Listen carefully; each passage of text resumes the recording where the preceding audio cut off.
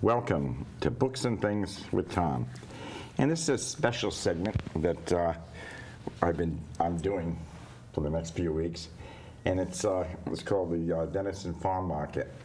Each week I will bring you another farm vendor that will tell you what they grow, how they do it, all about their products. And the idea is to be able to get you to understand what GMOs are, what original planting is, and what is Organic, thank you. I was trying to think of the word. I'm getting old. And what is organic? Because we want you to understand what you're looking for when you go to a farmer's market and the quality of the food, unlike some of the stuff that you buy in the market, on a regular market. And I want you to understand who the farmers are, what they do, how much time they spend out in the fields growing these products for you, and to get to know them. So, our guest tonight is Dot and Dip Wingate of Studio Farm in Voluntown. Welcome. Thank you for inviting us, Tom. Thank you. Appreciate you coming. Now, you've been farming for how long? Oh boy, 52 years. 52 years. Yes, we moved on to the farm April 10th, 1963. Oh my. And it's a bittersweet remembrance. Yeah. I mean, we both wanted to farm. In our courtship, I worked on a farm, which was Dot's uncle's farm. And when we moved to Connecticut and we bought the farm, the exact same day we moved on to the farm that the thresher went down with all 129 men on board. So when we go out to celebrate moving on to the farm, we were at Zach's down in Stonington, and we don't drink, but we have a glass of wine, and we were holding it and toasting, and the next table over said, what are you folks celebrating? And we said, well, we're celebrating and remembering two things. One, our move to the farm, and two, the men that went down on the thresher. Yeah. Well, by George, they said, we're going to celebrate that. And then the next table heard it, and it was a celebration of remembrance of those men, and for us moving on to the farm. So. I do remember that day. I was working at EB when the thresher went down. That was a very sad thing. Now, you have an interesting farm in that it's called Studio Farm, and I just found out why it's called Studio Farm. Would you like to tell us? Should I tell it? Yeah. Well, when we were on the farm... We're going to see if we can get the camera out here to take a closer shot of your... Brian? Anyway, I'm sorry. When we were on the farm just 6 months, we had 2 children. I was 7 months pregnant with number 3. And before I put the children into bed, I took the ashes out of the wood stove in the kitchen. We've had a wood stove for 52 years. And put them on the porch. And I put the children to bed. When I came out, a farmer had driven up on the front lawn, and he said, with his manure spreader and his tractor, and he said, do you know you have flames coming out of your roof? And I said, no, I've just got a little fire here in the wall, and I'm putting little pots of water, throwing pots of water on it, because I knew I'd have to clean up the mess afterwards. Yeah.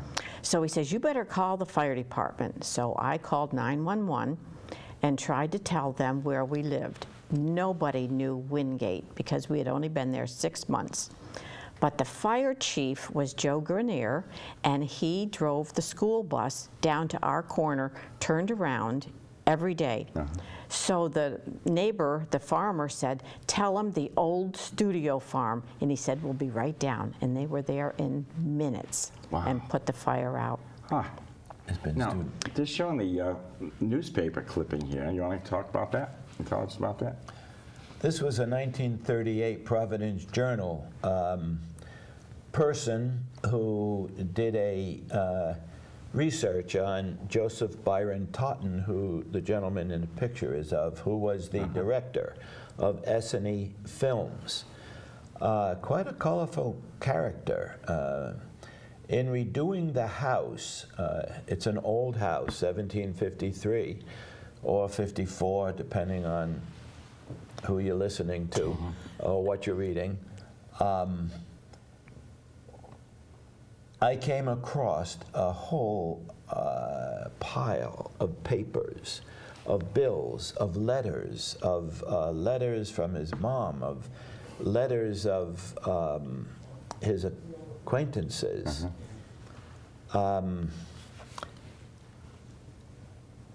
And that article lists some of the movies that were taken there. I've never seen one.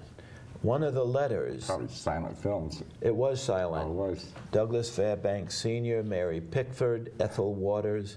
I did find a film clipping of Ethel Waters out in the dumps, way back in the woods. My kids used to dig through it to get the old bottles. And then I'm seeing all this ream of this 35 millimeter film, all cellulose. You don't bring much of it in because it's even wet. It's highly flammable. Yeah. But there was one, as I'm looking through, that I could see the emulsion was still good on it. Yeah. And so we enlarged it, and sure enough, it's Ethel Waters. Now, who's in the picture? I'm not sure who the actors are. Okay. The house stands as it was without the stone wall. It's a beautiful house. Well, it's been pretty much rebuilt. Yeah. And across the street, there was that long building I used as a chicken coop. So I raised chickens not only I had a large chicken coop, 3 stories one side, 2 on the other, 120 feet long, and 26 foot front to back. Yeah. And I also raised chickens across the street. So we went right into farming. Well, you know, the part about the house and what the word studio came from is fascinating. You probably got ghosts in there, don't even know it. Now, you brought this, and one of the things we want to talk, let me start with organic growing, or GMOs. There's so much on GMOs today. We're still trying to get labels on our products. And even Dr. Oz is in trouble now because he wants labels and everybody wants to take him away from the Columbia University.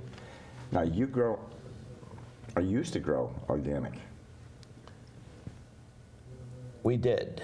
We still grow, and I have to be careful because the word organic is now almost copyrighted. If you are not certified organic, you cannot say you are growing organic. You have to be certified. Okay. So we were certified organic. Took 3 years for the farm to go through a transition period. And in that time, no pesticides, no herbicides. We never used them anyway. Yeah. But you have to abide by the regulations. And we were organic 9 years. 9 years. Wow. At first, organic, when we became organic farmers, a person would come down to the farm from our certifier, was Bay State Organic Certifiers. A person would come down and go over your records, look at your seed packets, made sure they were from organic plants, and then take a tour of the farm. And we had some pretty neat guys and gals come down who were farmers themselves. In fact, one person, Ken Crary, came down, and my wife will go through the tomatoes, and we stake them up, and all the leaves that will die at the bottom, she takes off. so that there's air irrigation under the plant. He had never seen that done. He said, "This is great. This keeps the blight away without spraying." It does. And when you pick them, you put them in a bag, so any of the mold spores won't get out to infect the other plants. He took pictures of it. He was a farmer. The last guy that came down sat behind his laptop computer. Every seed packet he went through. Previously, they'd say, "Okay, you have raised carrots. Let me see a carrot seed packet." My wife, being a prior business teacher, they're all alphabetized. So she looks under seed, pulls a carrot, organic seed, perfect. But the last guy came down, every seed packet. Now, granted, we're sitting there for a full day. He never went out and looked at the farm. Really? Never went out. Never looked at our cabinets in the barn. Did we have poisons in it? Nothing. And I thought, you know what? I don't need this. We both agreed. We know how to grow organic vegetables. Yeah. Grow it organically. We make our own compost. If we run out, we go to Charleston to Mike Murner's, who has compost piles, organically certified. But he now also is not organically certified because of the paperwork. It's a packet. It takes forever to go through it. And cost. And it cost us, a small farm, $750 a $50. year. Wow. We would get a portion of that back. But I understand that may be a thing of the past with the governor's budget. Yeah. Gotta cut everywhere they can. Yeah. So what do you grow? What kind of products do you have? Well, we have lettuce right now, all kinds. Is this good a flower? Parsley. No, that's mescaline mix. This is neat. It's a little bit arugula. Yeah, I see the parsley. And curly Mustard. parsley, mustard, arugula, red Lettuce. deer tongue, green deer tongue. Oh, good Lord. The lettuce. It's a lettuce. Oh, okay. And we take that to the market. People are buying them now, Just the way it is. just the way it is. And they will try a piece. You like arugula? I have no idea. It leaves a little sting on your tongue. Oh, really? But they will do that. They'll pick it. It'll come right back. Or when the soil gets warmer, they'll break it all apart, put it in their garden, and all those plants in there, man, that'll feed a family of 12 every day. I mean, there's. I have no idea what that is. I know parsley. I think. That's parsley? Yes, yeah. And this is there's a flat parsley and a curly parsley. I don't see the flat. And several mustards and several lettuces. Now, mustards, you can grind that up and... Well, what we do, we would break off the leaves and put it on our sandwich every day. Or just break off leaves every day and make it your salad. Because if you don't take the roots out, it'll continue to grow if you just break the leaves off. And then a couple days, your leaves are back and you have new ones. No kidding. Well, that is fascinating. And it looks good on the table, too. It does. So when you get this home, do you put it in the sunlight or Greenhouse. in a greenhouse? Right now, they're all in the greenhouse. No, if I bought one and took it home, where would I put it? You would. It can survive outside this time of year because they're cold weather plants. Oh. In fact, we have quite a bit planted already outside. In the garden, yes. I know tonight is going to be the test. Tonight and tomorrow night, Yeah, it's supposed to go down low. I can't believe this weather. And, okay, so what else do you grow? Well, let's start with fruit. Well, we grow apples. We don't sell them because we do not spray, and apples need spray. Okay. Let me qualify that. In order to sell an apple, it's got to look like an apple. Okay. One of the best stories, I was teaching woodworking, and when I'm at lunchtime, I'll usually have my workbench. I'm eating while I'm working on something. There was a student, young boy, across the other side of the workbench. I'd picked an apple that morning and it had a worm in it. So I took a chisel, real sanitary, and I found the worm. And he said, "Mr. Wingate, what are you doing?" I said, "Well, I don't want to eat the worm. I'm cutting him out." He said, "That's gross, man. You can't eat that apple." I said, "Wait a minute. That apple is a good apple. It has no spray on it or in it." And I said, "You know, what sells is that snow white apple, that perfect apple, just that's full of poison." Yeah. Because it doesn't have a worm in it, doesn't have the mildew on it, doesn't have the problems because of the sprays. But what does it do to you? And if I taught anything to that young man that day, it was, don't throw away good food. It may not look the best. So anyway, we grow apples. We make applesauce out of it. Okay. We make apple butter out of it. We have peaches, Well, peaches. pears, Yeah. and then raspberries, blueberries, Strawberries. strawberries. And then in the vegetables, we grow about every vegetable there is. Start with A and go right on down the list. Oh yes, we have our CSA share list here. here. And on, I put a paper clip on it. Basil, beets, cabbage, carrots, chard, corn, cucumbers, eggplant, fingerling potatoes, garlic, green and yellow beans. You take over. well, we have, we So you list don't have to them, read the whole list. No, we list them according to spring, summer, fall, and winter. Oh, okay. So you could take a share if you wanted for the whole season or just one season. I know your heirloom tomatoes are superb. Well, we try to keep under 30 varieties. This year, we have 36. Really? Yeah. Oh, now I gotta buy more.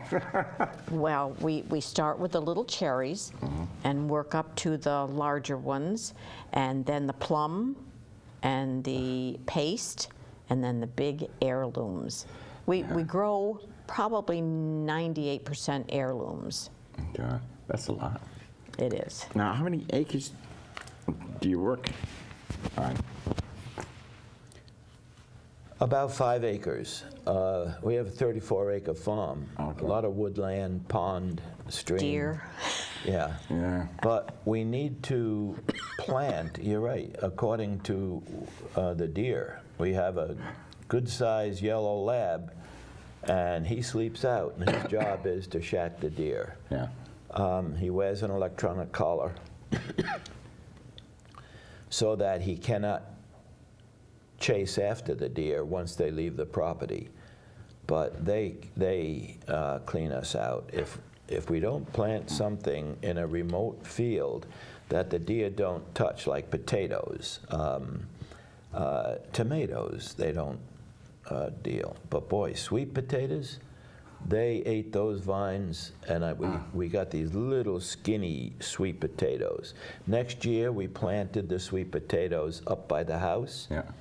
And where the dog runs, Yeah. we had one sweet potato just under 2 pounds. Wow. I mean, it was like Oh, my that. God. Oh, they're beautiful. And the color, purple, like almost as your shirt. Beautiful sweet potatoes last year. So, deer fence, about $10, $11 per lineal foot. Now, you figure the perimeter of a field, and Oh, my God. that's, and the only other thing to do is try to bait them to an electric fence Yeah. and put peanut butter on a aluminum pie plate and hang it from the electric fence to let them, ooh, peanut butter, let them get zapped. Yeah. And they'd stay away. But electric fence is great, but you have to walk the fence line at least once a week and cut down any weeds. Oh, yeah. Or it shorts it out. Huh. Yeah. Wow. That's a difficult thing. What time does your day start? We get up 6:30. It's not that we have to milk cows or anything. Yeah. Summertime, we get up earlier because the heat of the day, I don't take heat well. Yeah. But my wife loves the heat. I've never Doesn't bother me. never seen a woman who can get down on all fours and weed for 8 hours. I think they patterned the weed whacker after Dottie. That's great. Yep. Well, when I was 16, 17, I lived in upstate New York near Harris Seed Company. Oh, really? And I worked for them for 2 summers. We pollinated the tomatoes, so we called ourselves the Tomatomators. A bunch of young girls, maybe 12 of us, go out there in just a halter and shorts and get the nicest tan you ever saw. And I told that to Harris when we ordered some of their seeds this year. I said, I used to work for you people. Wow. That's cool. Yes. So, and you quit, what, at dusk? When the mosquitoes get to us, unless it's a picking day, and you have to, well, why don't you explain picking? On Friday, when the shares pick up, Yeah. we have some pick up at our house and some pick up at our daughter's house in North Stonington. And we start in the morning and we do the things, the vegetables that will stay crisp longest, we pick them first. And like lettuce, we pick that last. Okay. Or I pick that last because I'm very fussy. And we give them either whole heads of lettuce or a whole mix like in the salad bowl here. And I bet the shares receive 1 a week. What is shares? The shares, okay, CSA is Community Supported Agriculture, and that's what this is, where we've listed the vegetables through the seasons. Someone comes to the house 1 day a week and picks up their share of the farm. So if it's in the summertime, it's most anything. It's squash, it's cucumbers, it's lettuce, it's onions, it's peas, it's peppers, and usually we give them a fruit also. So it's a lot of vegetables, and a lot of people love that. They also receive eggs, and the eggs don't come from our farm anymore. They come from our daughter's farm. Oh, okay. Wow, that's cool. Shares. I'll keep that in mind. You know, shares also, farming is a very risky business. If the weather turns against you, all a man's technology is not going to make it rain when there is no rain. No. So when you buy a share of the farm, you're buying a share of the probability that it'll be a good summer and they get a lot of produce. If it's a poor growing season, there's not much produce. And that's basically what a share is. Oh, I see. Yep. Wow. You know, Tom, we were talking about this before. This looks all bright and green. Yeah. There's no Miracle Grow on that. There's fish kelp emulsion. See, when organic means no pesticides, no herbicides, no chemicals. So fish kelp does wonders. It's a little stinky in the greenhouse, but and our greenhouse is how big? 12 by 24. 12 by 24, and it's just packed right now with all the tomatoes, all the kale, all the Swiss chard, summer squash, you name it, it's there. Onions. You can't buy, or very few certified organic onions. You have to start them from the little seed, which is like the size of a piece of pepper. Wow. So we start those first, the onions. Now, you got to be careful, too, where you're getting your seeds, because a lot of seeds are GMOs now. Exactly. So we've only got a few minutes left, so I've enjoyed this. Is there anything you'd like to add? Oh, goodness. Going to try to get your daughter on next week. Yes. Well, what I would like to add is it warms my heart to sell produce and people come up. They're paying more for our produce Yes. than they will at the market and say, thank you. I have a pesticide, any pesticide, and I am violently sick. Yeah. Or I am allergic to a GMO gene in this food, whatever it is. Do you have any non-GMO? And when you buy organic seeds, it's up to the organic certifier to make sure that there's no GMOs in the organic seed. I think what people don't understand is not that your food, your products are that more expensive. It's that when you buy them in stores, they're buying them cheaper, and because they're grown cheaper, and because they're dealing in mass marketing, whereas you're a little farm that just tries to keep things going. And since I've been involved in farming for the last few years, there's nothing like a good fresh thing off a farm. Do you know the worst thing you can buy that's not organic? What's that? Strawberries. Really? We will not buy a strawberry in the farm in the wintertime. Huh. That's why we always have a field of strawberries. Wow, because I don't eat strawberries that much anyway, but that's interesting.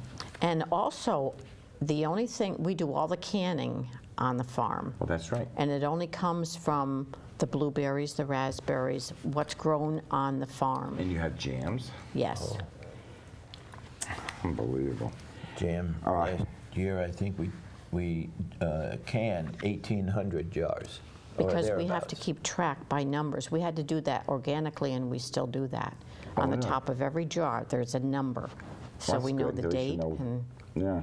when we did it. All right, I'd like to thank everybody for sticking around for the extra half hour today.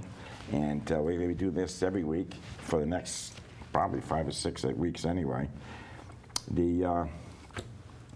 We're trying to get people to go down to the Denison Farm Market and meet our farmers and try some of their foods. And next week, like I said, we're going to have Ed and Belinda on of the Stony Ledge Farm, and they have great hamburgers.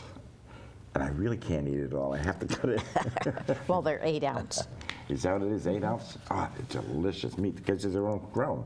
Right. And next week's regular guest is going to be Charlene Tops in part 1 of the Books and Things. She's an author, and so we'll get to learn something about her next week. But tune in again at 9:30 next week, and we'll talk about the Stony Ledge Farm. And once again, I'm trying to get people to help donate some money down here to the